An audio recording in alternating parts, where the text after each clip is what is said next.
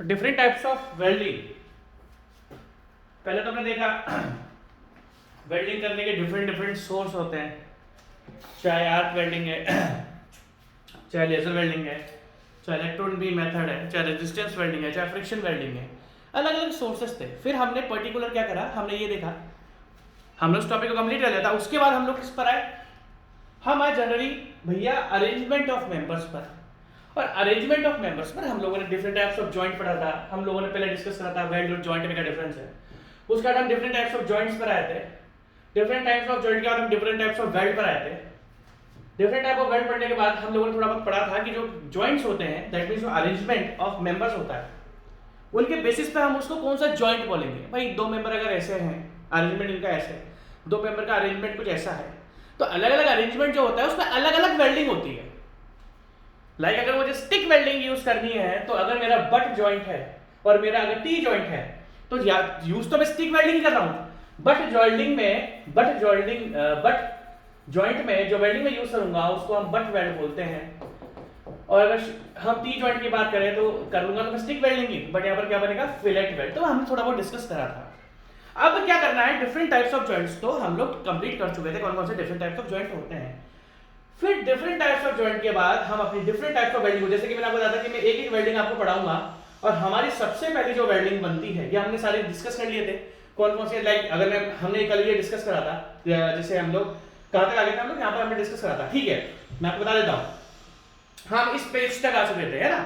अगर अब हम इस जगह अगर मैं थोड़ा सा और आपको रिवीजन करा दूं इसमें थोड़ा बहुत, आप देख सकते हो। पहली बात तो ये लेफ्ट जॉइंट कौन सा है, तो आप देख सकते हो सर एक के ऊपर दूसरा मेंबर है, और 100% आपको ध्यान रखना पड़ेगा। मैंने आपको दो टाइप के जॉइंट बताए थे, अगर आप ध्यान से देखोगे आपको दो टाइप के जॉइंट ध्यान से देखने पड़ेंगे। एक जॉइंट मैंने आपको बताया था एज जॉइंट, जो कि ये रहा।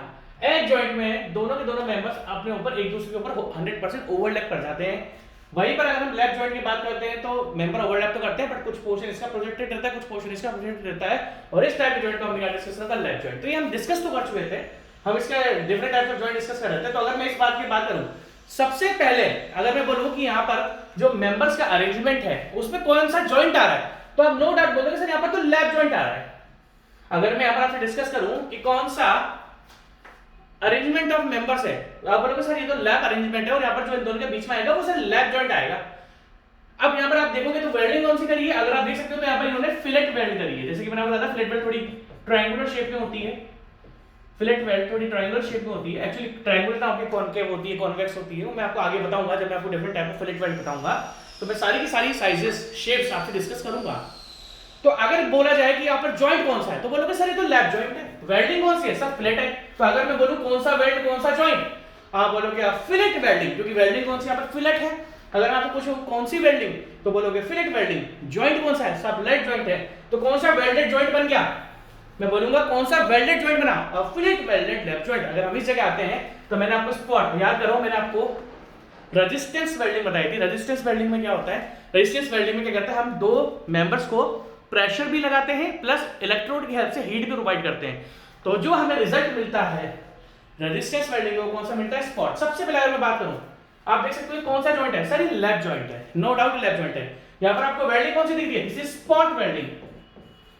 स्पॉट वेल्डिंग होती है जब हम एक इलेक्ट्रोड यहां पर लगा देंगे और इस इलेक्ट्रोड को हम प्रेस करेंगे, इस इलेक्ट्रोड से क्या होता है, प्रेशर भी आता है और इस इलेक्ट्रोड से हीट भी आती है।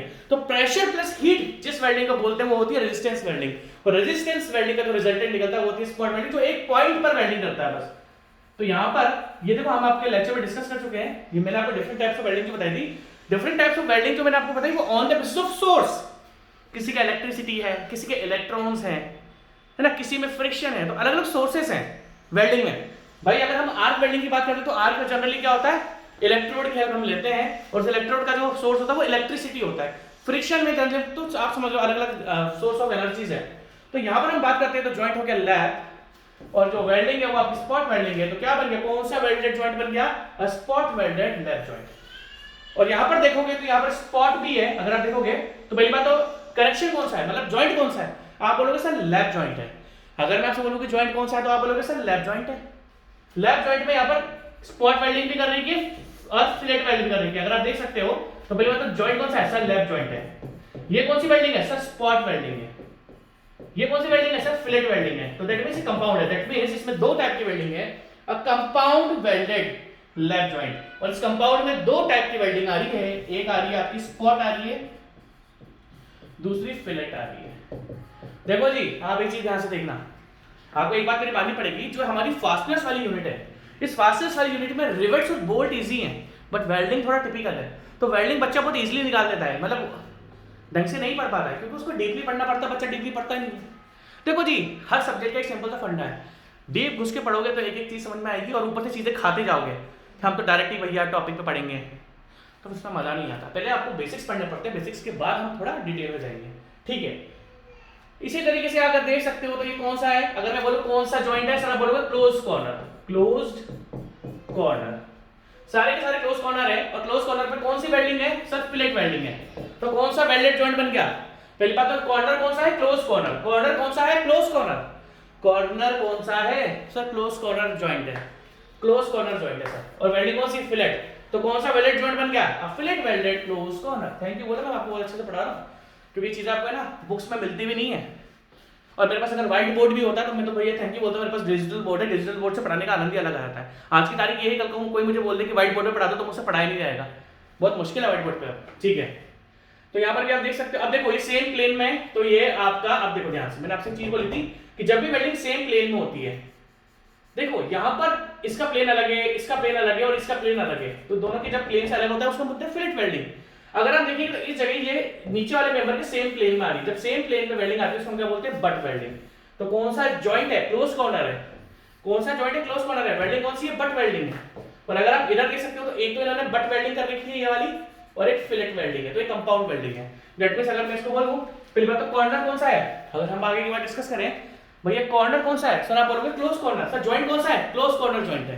क्या ये ओपन कॉर्नर है, नहीं सर, ये क्लोज कॉर्नर जॉइंट है, और इसमें सर एक तो फिलेट वेल्डिंग है, एक बट वेल्डिंग है, तो फिलेट वेल्डिंग भी है, बट वेल्डिंग भी है सर, इसमें फिलेट वेल्डिंग भी है, बट वेल्डिंग भी है, तो कंपाउंड हो गया। कंपाउंड मतलब दो टाइप की वेल्डिंग है इसके अंदर, एक है यहाँ पर फिलेट वेल्डिंग, दूसरी आपकी बट वेल्डिंग, ठीक है भाई। नेक्स्ट पर आते हैं, उसी तरीके से अगर आप इधर की बात करोगे तो ये ओपन कॉर्नर है। सबसे पहली बात, अगर बोलो कौन सा वेल्डेड जॉइंट है, आपने बच्चों की तरह ना, अब आपको बहुत डिटेल नॉलेज हो चुकी है, आप एक बार में देखते जा दोगे, सर ओपन कॉर्नर है और वेल्डिंग कौन सी, fillet, and inside fillet welded open corner. यहां पर कौन सी है, सर यहां पर भी फिलेट है, बट यहां पर क्या थी, इनसाइड थी। देखो पहली बात तो जॉइंट कौन सा है, ओपन कॉर्नर।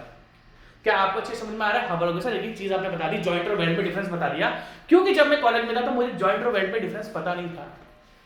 आज की तारीख में जब मैंने कॉलेज के बाद अपनी, देखो मैं तो आपको पहले बोलता हूँ कि मैंने तो अपनी पढ़ाई कॉलेज के बाद, दैट मीन्स मैं 2010 पास आउट हूँ, 2010 में मैंने पास करा था अपना बीटेक फ्रॉम एनआईटी पटना, और उसके बाद मैंने 2010 अगस्त से, क्योंकि 2010 के बाद मैं जयपुर के, कौन सा कॉलेज था वो, कौटिल्य कॉलेज, जयपुर में बहुत अच्छा इंजीनियरिंग कॉलेज है कौटिल्य, तो 2010 में जो सबसे पहले मैंने अपनी टीचिंग स्टार्ट करी थी वो कौटिल्य कॉलेज था, बहुत अच्छा कॉलेज है जयपुर का। तो वहाँ पर अगस्त सितंबर में पढ़ाना चालू करा था, तो वहाँ पर तब से पढ़ना स्टार्ट करा। 2010 आपको जुलाई अगस्त सितंबर की बात बता रहा हूँ मैं, मेरी पहली सैलरी कितनी आएगी, मतलब मेरा प्लेसमेंट हुआ था, मैंने प्लेसमेंट छोड़ दिया था, बट फिर अब हम सरकारी की तैयारी करने चक्कर में कॉलेज में आ गए थे, ठीक है। तो अगर इसकी बात करें डिस्कस, तो ये कौन सा जॉइंट है सर, ये ओपन कॉर्नर है, और जो यहाँ पर वेल्डिंग है वो कौन सी वेल्डिंग है सर, ये फिलेट वेल्डिंग है। फिलेट वेल्डिंग किसके अंदर है, अंदर या बाहर है सर, अंदर है। देखो जॉइंट दोनों मेंबर्स के अंदर है, अगर आप देख सकते हो तो यहाँ पर भी फिलेट वेल्डिंग है, बट ये बाहर है, ये भी ओपन कॉर्नर है, ये भी ओपन कॉर्नर है, ये भी ओपन कॉर्नर है, बट डिफरेंस क्या है कि सर इस ओपन कॉर्नर में जो फिलेट वेल्डिंग हो रही है वो इनसाइड हो रही है, तो कौन सा वेल्डेड जॉइंट है, and inside fillet welded open corner joint. मेरे को नहीं पता थी ये चीजें कॉलेज में, जब बाद में पढ़ना चालू करा सरकारी एग्जाम में तब जाके चीजें पता लगी थी क्या क्या चीजें होती हैं। उसके बाद कॉर्नर कौन सा है सर, ओपन कॉर्नर जॉइंट ही है, बट जो वेल्डिंग है वो कौन सी, फिलेट है, बट आउटसाइड है, एंड आउटसाइड देखो ना, यहाँ पर ये अंदर है, यहाँ पर ये बाहर है, and outside fillet welded open corner. तो मेरे ख्याल से आपको चीज समझ, और ये आपका कम दोनों है, इनसाइड भी है और आउटसाइड भी है, ठीक है जी। इसके आगे तो ये इस टाइप से कुछ आपको चीजें मिलेगी, ठीक है। अब on the basis of joint, अगर मैं आपसे बात करूं डिस्कस कि अगर हमने डिफरेंट टाइप ऑफ वेल्डिंग पढ़ी है, अगर हमने, अब मेरी बात आपको ध्यान से सुनना, हमने sir different type of welding पढ़ी है, like arc welding, electron beam welding, friction welding, resistance welding, वो सारी वेल्डिंग उनके सोर्सेस अलग अलग थे।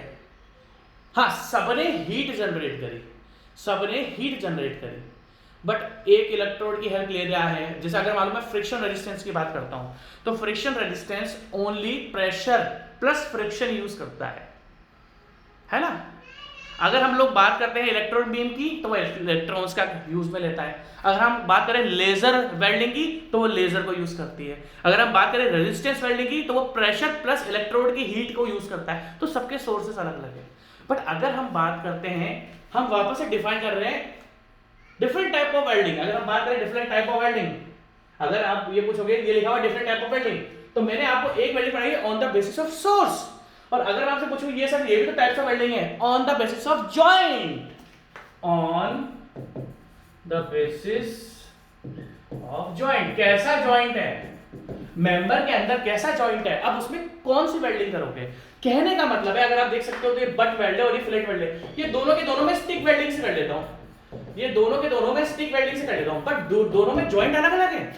अगर हम बात करते हैं इन दोनों मेंबर्स की, तो इसको भी मैं स्टिक वेल्डिंग से कर सकता हूं और इसको भी मैं स्टिक वेल्डिंग से कर सकता हूं। बट अब ये तो देखो दोनों का सोर्स एक ही हो गया, यहां पर भी स्टिक वेल्डिंग यूज हो रही है, यहां पर भी स्टिक वेल्डिंग। तो अगर मैं डिफाइन करूं डिफरेंट टाइप ऑफ वेल्ड, तो बोलूंगा on the basis of source दोनों में से एक ही टाइप की वेल्डिंग यूज हो रही है, स्टिक वेल्डिंग। बट अगर हम आगे बात डिस्कस करें on the basis of joints, तो क्या दोनों जॉइंट्स में नहीं, on the basis of joint यहां पर वेल्डिंग है तो दोनों में स्टिक वेल्डिंग ही, बट एक में बनता है बट वेल्ड और दूसरे बट फिलेट वेल्ड। तो अगर आपसे कोई पूछे कि आपने एक टाइप ऑफ वेल्डिंग तो पहले ही बताई थी, वो तो अलग अलग सोर्सेस पे थी, और यहां पर है ऑन द अलग अलग जो जॉइंट्स, तो भैया इस टाइप का जॉइंट होगा, डायरेक्ट में बट जॉइंट होगा तो मेरी वेल्डिंग बनेगी बट वेल्ड, इस टाइप का टी जॉइंट होगा तो जो मेरी वेल्डिंग बनेगी फिलेट वेल्ड। जैसे कि मैंने आपको थोड़ा थोड़ा बताया था, तो आपको धीरे धीरे चीजें क्लियर हो रही है। मैं आपको डिफरेंट देखो जी, अब मैं आपको डिफरेंट टाइप ऑफ वेल्डिंग एक और बता दूं, मैं आपको एग्जांपल देता हूं। आ जाओ, on the basis of penetration, different type of welding को मैं 100 तरीके से डिफाइन कर सकता हूं। अगर हम बात करें डिफरेंट टाइप ऑफ वेल्डिंग की, तो हम उसको 100 तरीके से डिस्कस कर सकते हैं। डिपेंड करता है किस बेसिस पर कर रहे हो। अगर हम सोर्स की बात करें तो पहले वाला का डिफाइन करा था, अगर हम जॉइंट्स की बात करें तो ये वाला, और अगर मैं बात करूं पेनिट्रेशन की, पेनिट्रेशन ये देखो, अगर आप देख सकते हो तो यहां पर भी मैं आपको दो टाइप की वेल्डिंग है, different types of welding on the basis of penetration, on based on penetration.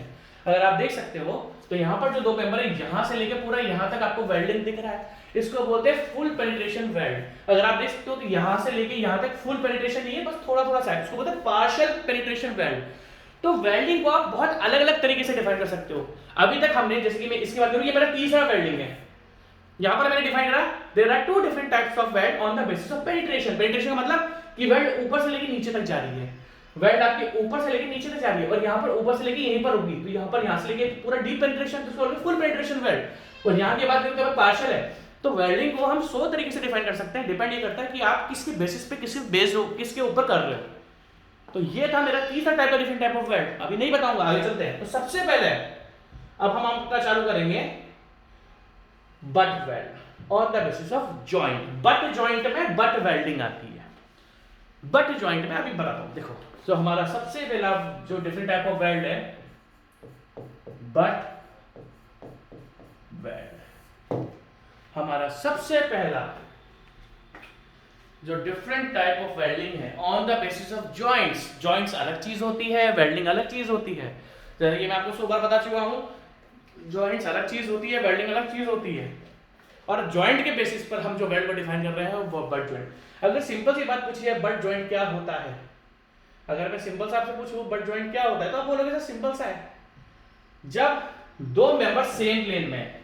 Same plane का मतलब क्या होता है कि अगर मैं इसका x और y देखूंगा और इसका x और y देखूंगा, अगर मान लो मैंने एक ग्राफ पेपर लिया, देखो मैं आपको बहुत अच्छी बताता हूँ, आप सेम प्लेन का मतलब हो सकता है ना समझो, मैं आपको और अच्छे से बताता हूँ ताकि आपको और ज्यादा अच्छे समझ में आए, है ना। देखो मैं आपको बता देता हूँ, देखो ये आपका बट जॉइंट है। मैं कह रहा हूं कि मैंने ग्राफ पेपर ले लिया, अगर मैं ग्राफ पेपर लेता हूं, एक ग्राफ पेपर मान लो मैंने इस तरीके से ले लिया, इस तरीके से ले लिया, इस तरीके से ले लिया, ध्यान से देखना, ध्यान से देखना। सेम प्लेन का मतलब क्या होता है कि जितना इसकी x की वैल्यू है और जितनी इसकी x की वैल्यू है, x1 x2, ये दोनों x1 और x2 इक्वल होंगे, और जितनी ये y की वैल्यू है y1 और जितना y की वैल्यू है y2, ये y1 प्लस y2 भी कितना होंगे, इक्वल होंगे। दैट मींस दोनों वैल्यू यहाँ की x1 x1 और यहाँ की y1, दैट मींस दोनों प्लेन का कह सकते हैं जब इसका x1 y1 और इसका x2 y2 दोनों इक्वल हैं। तो अगर मान लो मैं दो मेंबर्स को इस तरीके से रखता हूं और मैं बोलूं x और y की वैल्यू बताओ, तो दोनों सेम प्लेन में ही होंगे ना जब अगर इक्वल x1 y1 है। तो कहने का मतलब क्या है, butt welding generally butt joint में आती है। देखो आप ध्यान से देखना मेरी बात, आपको बहुत ध्यान से सुनना पड़ेगा। मैं पानी पी लूं, खैर मैं बुढ़ापा आ गया, थक जाता हूँ मैं जल्दी, एक सेकंड वेट करूँगा, मैं पानी पी के आ रहा हूँ, एक सेकंड, चालू करते हैं। ठीक है, तो अगर हम बट वेल्ड की बात करें, देखो बट वेल्ड में आपको बहुत डीप पढ़ाऊंगा। अब हमने डिफरेंट डिफरेंट जॉइंट्स के ऊपर हमने डिफरेंट जॉइंट्स के ऊपर डिफरेंट टाइप की वेल्डिंग को स्टार्ट कर दिया है। जैसे अगर मैं बोलूँ कि बताओ स्टूडेंट्स यहाँ पर कौन सा जॉइंट है, आप बोलोगे सर यहाँ पर बट जॉइंट हमें दिख रहा है। तो बट जॉइंट में हम कौन सी वेल्डिंग यूज करते हैं, बट वेल्डिंग। अब अगर बट वेल्डिंग की बात करें तो आप देख सकते हो कि यहाँ पर जो दो मेंबर्स हैं, बहुत इजी है, सब ये यूज होती है। दो कॉमन टाइप की जो वेल्डिंग यूज होती है, वो कौन सी यूज होती है, एक आपकी बट वेल्ड और एक आपकी फिलेट वेल्ड। जो दो कॉमन टाइप्स की वेल्डिंग है जो यूज होती है, एक है आपका बट वेल्ड और दूसरा कौन सा है आपका फिलेट वेल्ड। ठीक है जी, ये दोनों यूज होती है। अभी देखो सबसे पहले हम बट को पढ़ेंगे, फिर हम फिलेट को पढ़ेंगे, फिर हम दोनों के डिफरेंसेस पढ़ेंगे, क्योंकि ये दो कॉमन है, इससे जबरदस्त क्वेश्चन आते हैं, चाहे गेट हो, चाहे आईपीएस हो, चाहे एसएससी जेई हो, चाहे आपका स्टेट का जेई हो, चाहे आपका स्टेट का असिस्टेंट इंजीनियर का एग्जाम हो, यहाँ पर सबसे क्वेश्चंस आते हैं। तो हमें बट और फिलेट को बहुत घुस के पढ़ना है, और मैं घुसने से भी यार घुसकर पढ़ाऊंगा, इतना ज्यादा डिटेल पढ़ाऊंगा कि कोई आपके मजे नहीं ले पाएगा। नॉलेज में आप ही अगले वाले के मजे लेने वाले हो, टेंशन ना लो, क्योंकि यार घुस के पढ़ाऊंगा तो फिर कोई नहीं पढ़ाएगा इतना घुस। मैं आपको गारंटी बोलता हूँ, पूरे इंडिया में इतना घुसकर पढ़ाने वाला आपको कोई नहीं मिलने वाला जितना मैं आपको हर टॉपिक घुस के पढ़ाता हूँ। देखो ऐसा नहीं मैं अपनी तारीफ कर रहा हूँ, क्योंकि देखो लोग मुझे बोलते हैं सर आप सब्जेक्ट कंप्लीट कराने में टाइम लेते हो। मैं बोलता हूँ भाई मैं इतना घुस के पढ़ाता हूँ तो टाइम तो लगेगा ना, इसलिए बोल रहा हूँ कि मैं डीप इसलिए पढ़ाता हूँ। और टाइम मुझे क्यों लगता है सब्जेक्ट कंप्लीट करने में, क्योंकि मैं आपको प्रैक्टिकल नॉलेज प्लस एग्जाम के नॉलेज पर साइड के नॉलेज सब देता हूँ। ठीक है, चालू करते हैं तारीफ बाद में। तो सिंपल सी बात है, दो टाइप के वेल्ड हैं, एक है बट वेल्डिंग और एक है फिलेट वेल्डिंग, जो कि बहुत ही ज्यादा कॉमन यूज होती है। तो पहले हम बट वेल्डिंग को उठाएंगे, फिर हम फिलेट वेल्डिंग को उठाएंगे, फिर हम दोनों के डिफरेंसेस देखेंगे। ठीक है, तो जैसा कि आप देख सकते हो यहाँ पर जो मेटल होता है वो एंड टू एंड रहता है, मींस इसका जो एज है, इसका जो एज है एज टू एज, बट हाँ इनके बीच में गैप होता है। कभी भी ये मत सोचना कि मेटल्स को हमेशा चिपका दिया जाता है, कभी भी ये मत सोचना कि अगर मैं बट वेल्डिंग कर रहा हूं तो मेटल के बीच में थोड़ा सा गैप रखा जाता है। अगर मैं आपको पूछूं कि यहाँ पर आपको कौन सी वेल्डिंग दिख रही है, फुल पेनिट्रेशन या पार्शियल पेनिट्रेशन, बोलोगे सर फुल पेनिट्रेशन है, ऊपर से लेकर सर नीचे तक की वेल्डिंग दिख रही है, सर फुल पेनिट्रेशन जोन है ये। ठीक है, अब आगे बात डिस्कस करते हैं। ठीक है, तो सिंपल सी बात है, अगर हम बट वेल्डिंग की बात करें तो बहुत ज्यादा फॉलो होती है, प्लस जब से मेटल एंड टू एंड या एच टू एच रहता है तब हम बट वेल्डिंग को यूज करते हैं। सबसे पहली बात, दोनों जो मेंबर्स होंगे वो आपके सेम प्लेन में होंगे, जो वेल्डिंग भी आपकी कहीं ना कहीं सेम प्लेन में ही, थोड़ी ऊपर होती है तो हम बोलते थे सेम प्लेन में ही आती है। तो सबसे पहली बात, बट वेल्डिंग आपकी क्या है, जब दोनों मेंबर्स आपके सेम प्लेन में है और वेल्डिंग भी मेरी सेम प्लेन में ही, नियरली सेम प्लेन में ही आती है। थोड़ी सी ऊपर निकली हुई रहती है वेल्डिंग, आपने देखा होगा वेल्डिंग जहां पर भी हम मेटल को ज्वाइन करते हैं बाय यूजिंग वेल्डिंग, तो थोड़ी सी वेल्डिंग हमारे ऊपर आ जाती है। अगर आप लिखना चाहो तो लिख लो, a butt weld is one of the simplest and versatile type of welded joint design. The joint जो मैंने बताया वही है, ऐसे नहीं मैं देख के पढ़ा रहा हूँ, जो मैंने आपको बताया वही है। The joint is formed simply by placing two pieces of metal end to end and welding along the joint. The butt joint, the surfaces, अब मैंने क्या बोला, दोनों सेम प्लेन में आते हैं। The surfaces of work pieces मतलब जिनको हम ज्वाइन कर रहे हैं, जिनको हम पेरेंट मेटल भी बोलते हैं, जिसको हम base metal, parent metal, work pieces जिसको हम ज्वाइन करते हैं, जिसको हम दो मेंबर्स को ज्वाइन कर रहे हैं तो इनको हमने पेरेंट मेटल बोल दिया, बेस मेटल बोल दिया, है ना, वर्क पीसेस बोल दिया। The surfaces of work pieces, the surfaces of the work pieces being joined are on the same plane. जो समझाया कि दोनों सेम प्लेन में होते हैं हमेशा, प्लेन का मतलब x1 y1 is equal to x2 y2 and weight metal remains within the same plane, सबको सेम प्लेन में चलता है। ठीक है जी, thus और ये दोनों क्या होते हैं, एक दूसरे के पैरेलल होते हैं। The work pieces are nearly parallel and do not overlap. Overlap तो इसमें होता ही नहीं है, overlap इसमें होता है लैप जॉइंट में। याद रखना बट जॉइंट में कभी भी ओवरलैप ऑफ मेंबर्स नहीं होता, ठीक है। आ जाओ, अब सबसे पहले हम बात करें तो आपने देख लिया कि दो जो मेंबर्स हैं वो सेम प्लेन में रहते हैं, थोड़ा पैरेलल, एक दूसरे के पैरेलल तो नहीं, मतलब ये जिस डायरेक्शन में आ रहा है ये भी उस डायरेक्शन में जाता रहता है। अब डिफरेंट टाइप, अब देखो सबसे इंपॉर्टेंट ये टॉपिक है आपका, ये आपका 10th का टॉपिक है, बुक्स में ढंग से नहीं देकर रखा हुआ। अब जो बट जॉइंट वेल्ड, अब देखो बात क्या है, स्टील मेंबर की अलग अलग थिकनेस होती है। मान लो मैं बोलता हूं शीट्स होती हैं, पतली पतली शीट्स होती है, वो माइक्रोन्स में है। जो पतली पतली शीट्स होती हैं जो आपके छज्जे पे लगती है वो अलग थिकनेस की है। जो आपका स्टील स्ट्रक्चर्स होता है वो अलग थिकनेस का है। कहने का मतलब क्या है कि जो स्टील मेंबर्स होते हैं वो अलग अलग थिकनेस के होते हैं। आपको एक चीज और याद रखना पड़ेगा, बट वेल्डिंग का मतलब क्या होता है, एक और नाम है इसका ग्रूव वेल्डिंग, ये लिख लो GROOVE,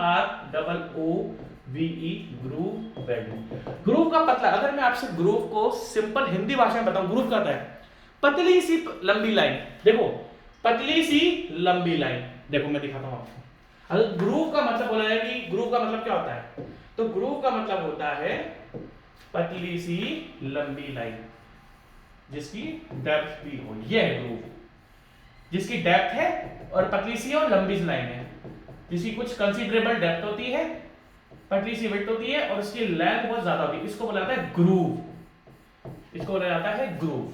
तो याद रखना बट वेल्डिंग को ग्रूव वेल्डिंग भी बोला जाता है, ठीक है भाई। अभी हम ये यूनिट मैं गारंटेड बोलता हूँ, इंडिया का एक ऐसा एग्जाम नहीं आएगा कि अगर एक क्वेश्चन भी बाहर से आ जाए ना, मेरा नाम चेंज कर देना, पक्की बात है, एक क्वेश्चन बाहर से आ जाएगा। और मैं बोल सकता हूँ भाई, मैं टाइम पास करके तो पढ़ाता नहीं ना, मैं पूरा डिटेल में पढ़ा रहा हूँ, तो मेरा तो हक है बोलने का, कल को चाहे आए भी नहीं।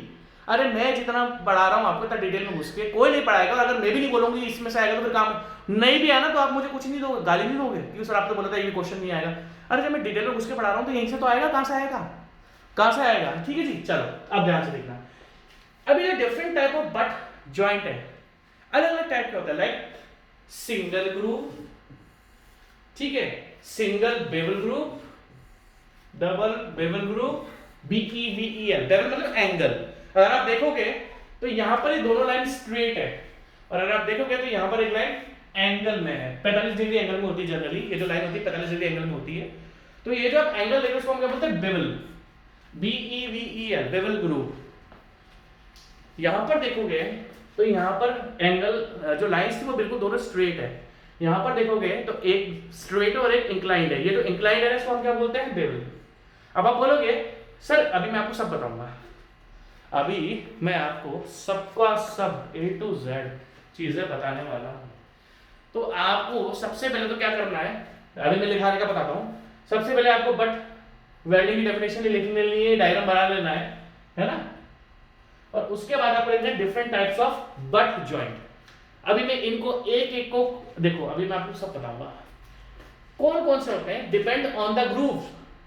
अगर दोनों ग्रुप्स सीधे सीधे हैं तो उसको बोलते हैं सिंगल स्क्वायर ग्रुप। अब आप बोलोगे सर डिफरेंट डिफरेंट आपने ग्रुप्स क्यों बनाए, या डिफरेंट, जैसे कि मैंने आपको बोला ग्रुप का मतलब क्या होता है, पतली सी लंबी सी लाइन। सर तो यहाँ पर आपने सीधे लाइन बनाई, यहाँ पर एक इंक्लाइंड है, यहाँ पर एक तो सीधी है बाकी दो जगह से इंक्लाइंड है, इसको बोलते हैं डबल बेवल ग्रुप।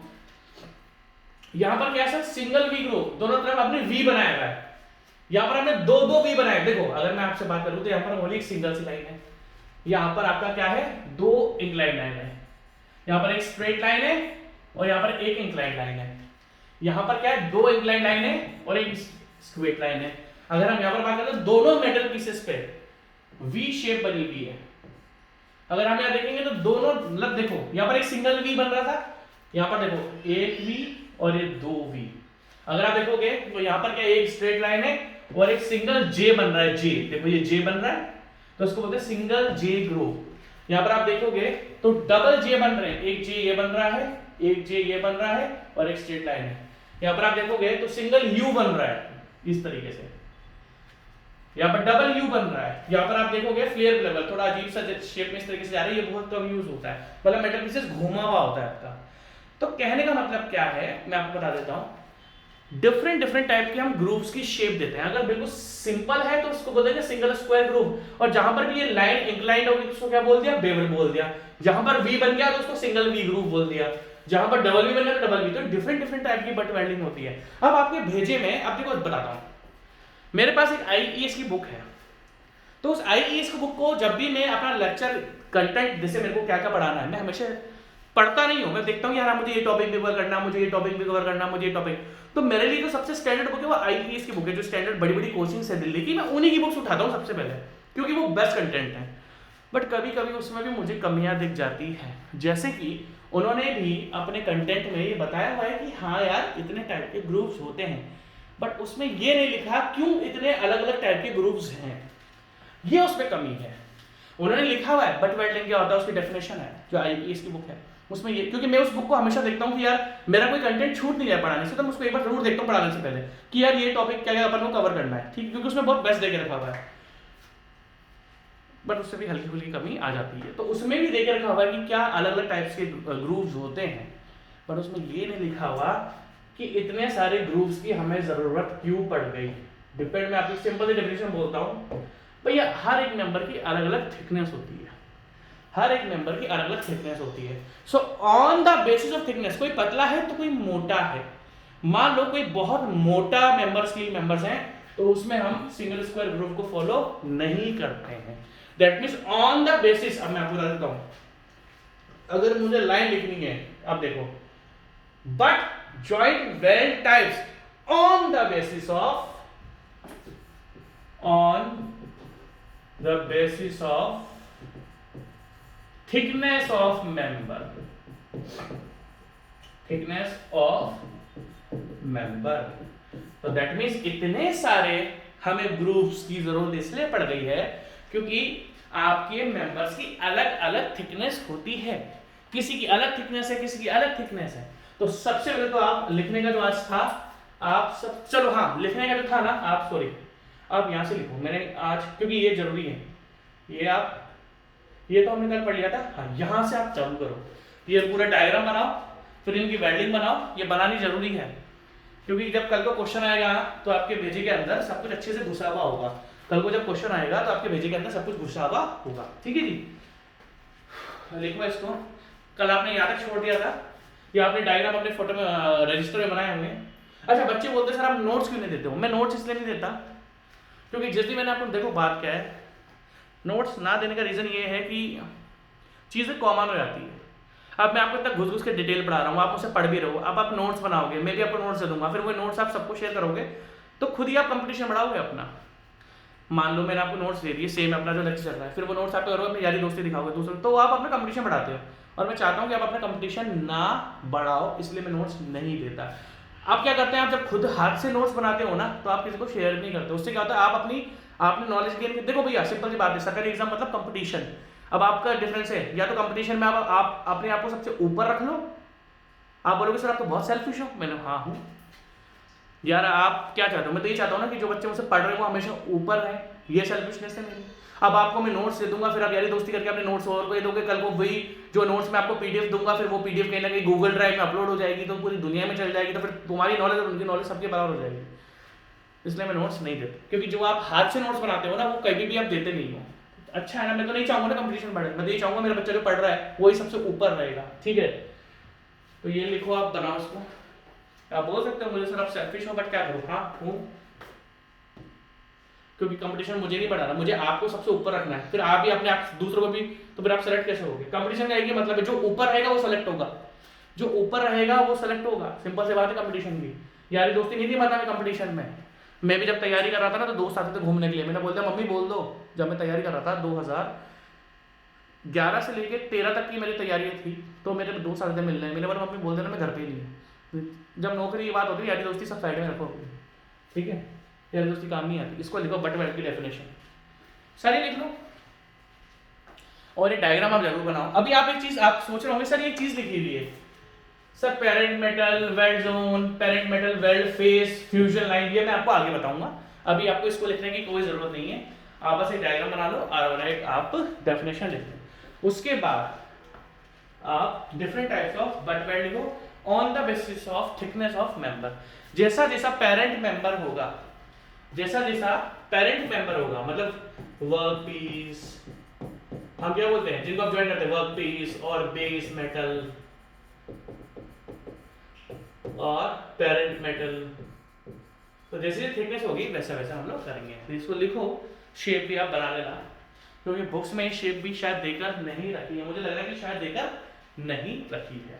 तो भैया सबसे पहला जो हमारा ग्रुप है वो है, देखो ग्रुप वेल्ड, देखो सबसे पहले मैंने बताया था ग्रुप का मतलब क्या होता है कि हम एक एंगल दे देते हैं, ठीक है।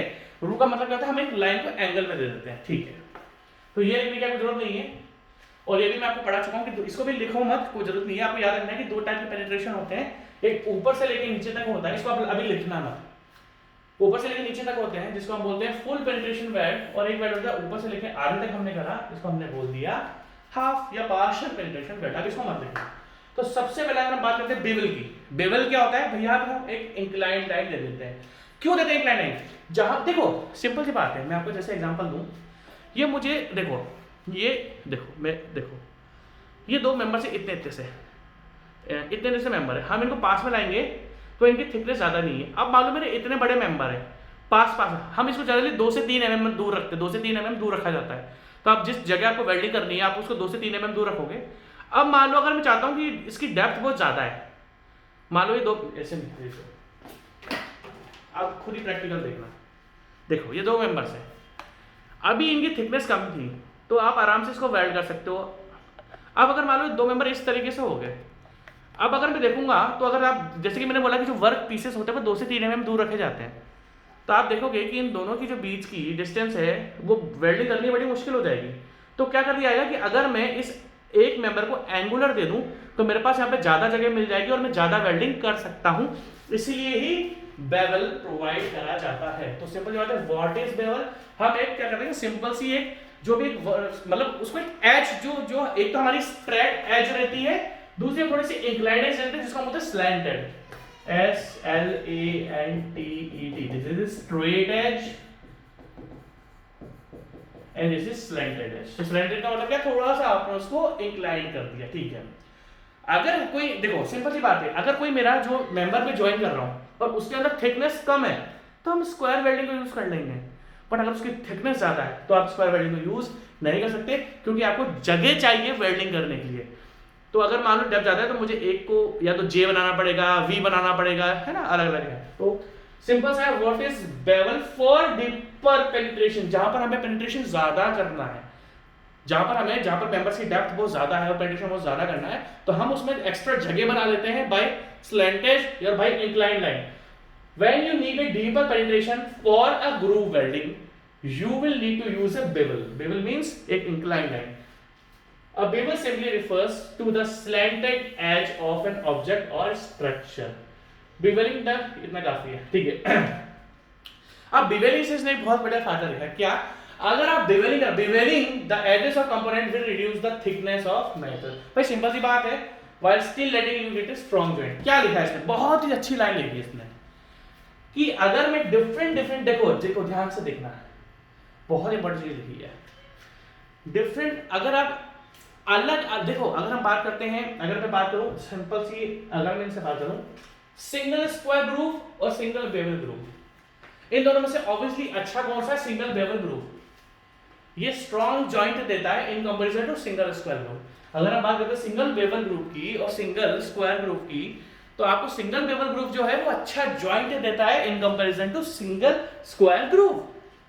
तो क्या होता है कि इससे मेरा कनेक्शन क्या होता है? स्ट्रॉन्ग होता है। तो क्या कर सकते हैं, मेंबर की थिकनेस को थोड़ा घटा भी सकते हैं। That means on the basis of connection, on the basis of different type of butt welding you can reduce the thickness. मान लो कोई मेंबर इतना मोटा है, अब मुझे पता है कि यार इसकी थिकनेस मतलब मेरा जॉइंट बहुत स्ट्रॉन्ग, जो मेरी वेल्डिंग है बहुत स्ट्रॉन्ग है, तो इसकी थिकनेस थोड़ी बहुत कम भी कर सकते हैं, ठीक है। सबसे पहले देखो ये हो गया, ठीक है, ये छोड़ दो, अभी मत लिखना अभी वाला, मैंने बस समझाने के लिए स्लाइड लगाई थी यहाँ पे, ठीक है। बेवल की डेफिनेशन आप लिख लेना। अब देखो सबसे पहला क्या है आपका? Single square groove. अगर आप सिंगल स्क्वायर ग्रूव याद करो तो मैंने क्या देखा कि ये जो मेटल पतले होते हैं, पतले मेंबर्स के लिए ये यूज होता है। कहां तक यूज होता है? 4.5 mm तक। अगर कोई स्टील मेंबर है, अगर मान लो आपके पास कोई स्टील में, देखो मैं जो बता रहा हूं बहुत ध्यान से सुनना, आपके पास जो पेरेंट मेटल है उनकी थिकनेस अगर 4.5 mm से कम है तो आप सिंगल स्क्वायर ग्रूव वेल्ड को यूज कर सकते हो, जिसमें दोनों के दोनों एजेस क्या होते हैं? स्ट्रेट होते हैं। और हाँ सिंपल सी बात है, इजी भी है करना इसको। अगर मान लो मेरे पास 5 mm या 6 mm का स्टील मेंबर है जिसको मुझे ज्वाइन करना है, तो मैं सिंगल स्क्वायर वेल्ड को यूज नहीं करूंगा। तो मैं ये बोलता हूं कि आईएस की बुक में ये तो लिखा हुआ है कौन कौन से वेल्ड ग्रूव्स होते हैं बट वेल्ड में, मतलब कौन कौन सी different types of butt welding होती है, बट उसमें ये लिखा हुआ नहीं होता कि किस बेसिस पर आप इसको डिफरेंशिएट करते हो, जो कि कमी है। अगर मुझे आईएएस वाले देख रहे हो तो भैया आप अपने बुक्स में जरूर लिखो उनके आगे कि क्यों ये डिफरेंट डिफरेंट टाइप की बट वेल्डिंग है on the basis of thickness of member. ठीक है, अगर आप देख सकते हो स्क्वायर ग्रूव वेल्डिंग में क्या क्या इंपॉर्टेंट मैं बताता हूं। देखो यहां से लिखो, this weld is typically done on thinner members, पतले मेंबर्स पे करी जाती है टू 4.5 mm और 0.1172 mm को इंचेस में कन्वर्ट करना हो जाएगा। ठीक है, और यहाँ पर हम जो दोनों हमारी एजेस होती है वो दोनों की दोनों क्या होती है straight. Since this is only performed on thin metals there is no need to bevel the metals edges और मॉडिफाई एट ऑल। तो सबसे पहला हमारा क्या हो गया, अगर कोई मेरा ऐसा स्टील मेंबर है, अगर कोई मेरा ऐसा स्टील मेंबर है जिसकी थिकनेस ओनली 4.5 mm तक है, मतलब 0 mm से 4.5 mm तक माइक्रोन्स की, तो आप उसको हर जगह स्क्वायर ग्रूव वेल्ड कर सकते हो। दैट मींस बट वेल्ड का अभी मैं देखो आने वाले इस लेक्चर और आने वाले एक और लेक्चर में या उसके आने वाले भी एक और लेक्चर में टोटल बट वेल्ड चलेगा, फिर टोटल फिलेट वेल्ड चलेगा, फिर इन दोनों के कंपैरिजन चलेंगे, और फिर जल्दी इस यूनिट को मेरे ख्याल से नेक्स्ट वीक आपकी वेल्डिंग खत्म हो जाएगी मोस्ट प्रोबेबली। ठीक है, तो आप लिख लो इसको भैया सबसे पहले कि जो आप कुछ मत लिखो, आप स्क्वायर ग्रूव लिखो, ये दोनों का इसका ये डायग्राम बनाओ, फिगर जो बना हुआ है फिगर बनाओ, और ये जो मैंने अंडरलाइन करी है ना, बस अंडरलाइन वाली आप लाइन लिख लो, क्योंकि बच्चे बोलते हैं सर आप लिखने का टाइम बिल्कुल भी नहीं देते हैं। देंगे बिल्कुल देंगे। ठीक है, नेक्स्ट हमारी कौन सी है, नेक्स्ट हमारी है बेवल ग्रूव वेल्डिंग, जिसमें हम अब देखो बेवल क्या है, डबल बेवल, जैसे कि आपने पहले ही पढ़ा था। या तो मैं एक ही तरीके, देखो इधर आ जाओ, ओनली देखो दोनों में से एक तो इंक्लाइंड रहेगी, यहां पर डिफरेंस क्या है, देखो एक तो स्ट्रेट है, ये भी स्ट्रेट है, ये भी स्ट्रेट है, यहां पर हमने सिंगल बेवल देकर रखा हुआ है, यहां पर हमने डबल बेवल देकर रखा हुआ है। ठीक है जी, अब सिंपल सी बात है, अब आपका मेटल की थिकनेस अगर बढ़ती जा रही है, अगर मेटल की थिकनेस अगर बढ़ती जा रही है, लाइक अगर मैं एग्जांपल दूं आपके सामने, अगर मेरी मेटल की थिकनेस 4.7 mm से 9.53 mm है, अगर देखो different type of butt welding, ये सारे different type of butt weld, like groove welding जो होती है तो different type of butt grooves होती हैं, like single square groove, bevel groove, ये सब डिपेंड करती है on the thickness of member.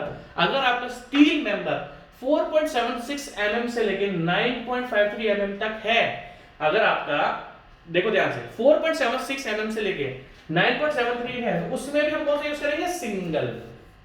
और अगर हमारी 9.53 से ज्यादा आ रही है थोड़ी बहुत, तो हम कौन सा यूज करेंगे, डबल बेवल ग्रूव। सब कुछ थिकनेस पे डिपेंड करता है ये कि मेंबर की थिकनेस क्या क्या है, किसी भी किताब में लिखा हुआ नहीं है, कि कोई भी किताब उठा लो कहीं लिखा हुआ नहीं है जो पढ़ा रहा हूं आपको। इसलिए मैं बोलता हूं मैं घुस के पढ़ाता हूं, इतना डिटेल में कोई नहीं पढ़ाने वाला, पूरे इंडिया में कोई नहीं पढ़ाएगा, और हाँ कोई नहीं पढ़ाएगा, मैं अभी बोल रहा हूँ। ऐसा नहीं आप बोलो, कुछ बच्चे बोलेंगे सर आपको ज्यादा ओवर कॉन्फिडेंट नहीं है, ओवर कॉन्फिडेंट वाली बात नहीं है यार, हमें क्रिटिसिज्म भी झेलना पड़ता है ना कि सर आपका सब्जेक्ट कंप्लीट नहीं होता, हमें क्रिटिसिज्म भी झेलना पड़ता है। भैया टोटल अगर लेक्चर काउंट करूंगा ना पिछले 2-2.5 साल में, तो 1000 से ऊपर लेक्चर हैं आपके जो बना चुके हैं, 1000 से ऊपर लेक्चर। तो लोग बोलते हैं सर आप सब्जेक्ट तो कंप्लीट नहीं करा रहे, तो क्रिटिसिज्म हमें भी झेलना पड़ता है, क्योंकि हमें इतना डीप पढ़ाना पड़ता है। इतने में तो लोग वेल्डिंग कंप्लीट करते थे, जितना भी मेरी 5-6 लेक्चर 4-5 लेक्चर तो हो ही गए, इतने में तो वेल्डिंग जीरो खत्म, वेल्डिंग खत्म हो जाती है, जितने में अपन अभी ओनली बेसिक कॉन्सेप्ट पे चल रहे हैं। बट हाँ नॉलेज ऐसी दे रहा हूँ आपको कि जिसके सामने अपनी नॉलेज बिखेर दी ना आपने, फैन हो जाएगा वो आपका। ठीक है, तो अगर हम बात करें कि अगर हमारा देखो, अगर हम बेवल की बात करें, बेवल क्या होता है मैंने आपको बताया, बेवल का single bevel group and double bevel group. अगर आपकी मेंबर की थिकनेस 4.76 mm से लेकर 9.53 mm है, तो हम कौन सा यूज करेंगे, सिंगल बेवल ग्रुप करेंगे। और अगर 9.53 से थोड़ी सी अबव 10 mm तक अराउंड, ज्यादा नहीं, तो हम कौन सा यूज करेंगे, डबल बेवल ग्रुप। तो आप एक काम करो, ये बनाओ, डायग्राम बनाओ। आप सबसे पहले ऊपर हेडिंग जो हमारा सेकंड देखो, फर्स्ट टाइप ऑफ ग्रुप जो बट वेल्ड है वो कौन सा हमारा, सिंगल स्क्वायर ग्रुप। आप ये लिखो फर्स्ट, ये डायग्राम बनाओ, ये फिगर बनाओ, और फिर इसके नीचे ये लिखो।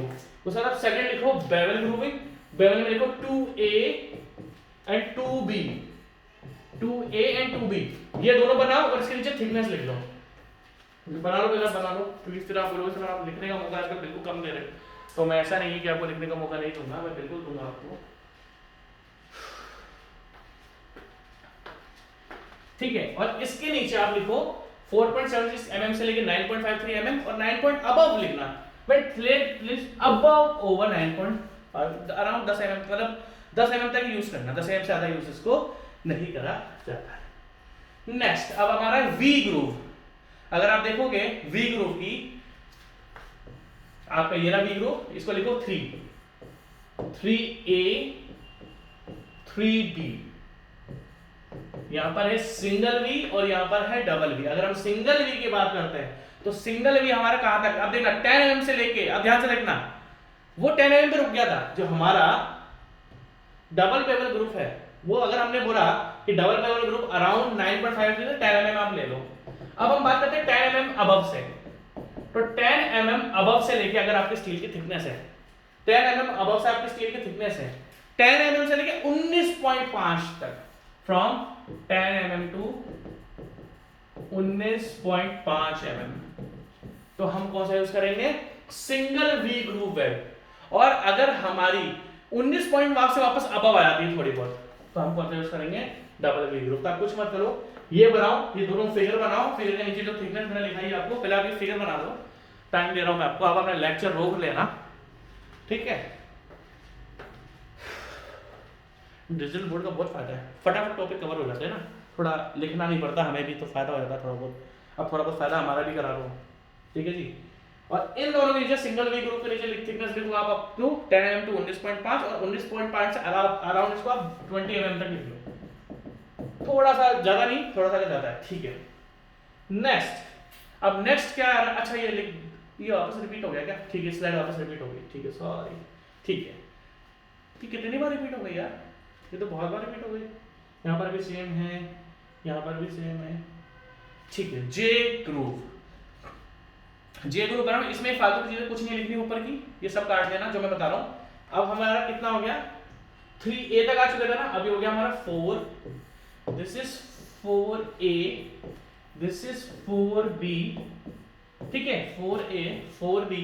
सिंगल जे ग्रुप बनाओ, पहले आप 4 से लिखो जे ग्रुप वेल्डिंग, सिंगल जे ग्रुप और डबल जे ग्रुप, और सिंगल में लिख लो 12.5, अच्छा सेम ही आ रही है, ठीक है। 12.70 से लेके 19.5 तक, इसको भी हम यूज कर सकते हैं, और 19.5 या 19 से थोड़ी सी ज्यादा, मतलब ये हम अपना क्या कर सकते हैं, सेम टू सेम है हमारा जे ग्रुप और हमारा वी ग्रुप, ज्यादा डिफरेंस नहीं है, आप इन दोनों को यूज कर सकते हो। आप बनाओ डायरेक्ट जे ग्रुप का फिगर बनाओ, फिगर के नीचे यहाँ तक की थिकनेस लिखो, और आपका डबल जे ग्रुप के भी ये थिकनेस लिखो। फिगर जरूर बनाना है आपको, ये फिगर जो है ना, ये बुक्स में बने हुए नहीं है, ये फिगर्स बुक्स में बने हुए नहीं है, ध्यान रखना स्पेशली, क्योंकि आप लोग बुक, बच्चा बोलता सर कौन सी बुक पढ़े, मैं हंसता हूं, मैं क्या, तुम मेरे को पढ़ के अगर बुक्स को पढ़ेगा तो हो गया, क्योंकि आप मुझको पढ़कर अगर बुक्स पढ़ोगे ना, तो आपको बुक्स में कमियां लगने लग जाएंगी, यार बुक्स में तो कुछ दे ही नहीं रखा। अगर आप मुझको पढ़कर बुक्स को पढ़ोगे ना, तो पता क्या लोग यार, बुक्स, लोग क्या बोलते हैं कि सर आपने हमने एक तारीफ गेन करी है, कहीं से बच्चा पढ़ता है तो बोलता है कि सर यहाँ पर तो आपने बुक्स का यही टॉपिक छुड़ा दिया।